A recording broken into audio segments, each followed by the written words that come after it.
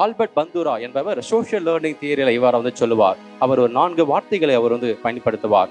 ஒன்று வந்து பார்க்கும் பொழுது அட்டென்ஷன். யாராவது ஒருத்தர் வந்து பேசுறாங்க செய்யறாங்க என்று சொல்லுகின்ற பொழுது அவரை உற்று நாம் வந்து கவனிக்கின்றோம், கவனம் செலுத்துங்க, அட்டென்ஷன் கொடுக்கின்றோம். இரண்டாவதாக ரிட்டென்ஷன்.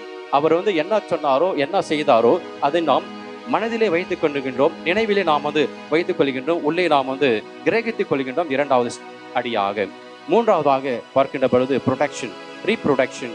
மீண்டும் அவர் சொன்னதையே அவர் செய்ததையே நாம் வந்து திரும்பி வந்து செய்கின்றோம், ரீப்ரொடக்ஷன் என்று சொல்லலாம். அடுத்ததாக நான்காவதாக மோட்டிவேஷன். இது நாம் திரும்ப திரும்ப செய்கின்ற பொழுது, மற்றவர்கள் என்னை பாராட்டுகின்ற பொழுது, உற்சாகப்படுத்துகின்ற பொழுது அது என்னுடைய வாழ்க்கைக்கு உந்து சக்தியாகவே மாறிவிடுகின்றது. ஆண்டவராக இயேசு கிறிஸ்து அவரை நாம் உற்று நோக்குகின்றோம். அவர் என்ன சொன்னாரோ அது நாம் நினைவில் வைத்துக் கொள்கின்றோம். நினைவழித்த பிற்பாடு நம்முடைய வாழ்க்கையில் அதை நாம் வந்து செயல்படுத்துகின்றோம். திருப்பலி காண்கின்ற பொழுதும் விவிலியத்தை வாசிக்கின்ற பொழுதும் மீண்டும் மீண்டுமாக இயேசு கிறிஸ்துவை விட்டு சென்ற அந்த பணியை, இயேசு கிறிஸ்து காட்டிய அந்த முன்மாதிரியை செய்ய வந்து தூண்டுகின்றது.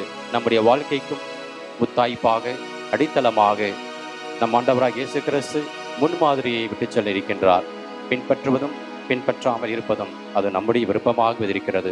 இருந்தாலும் ஆண்டவராக இயேசு கிறிஸ்து எல்லாம் உங்களுக்கும் எனக்கும் ஒரு முன்மாதிரி.